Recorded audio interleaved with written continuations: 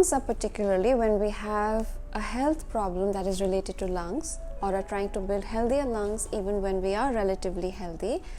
are very sensitive to chemicals, and they're particularly very sensitive to MSG as well as colors in foods. So all those colorful pastries and chocolates that you see out there,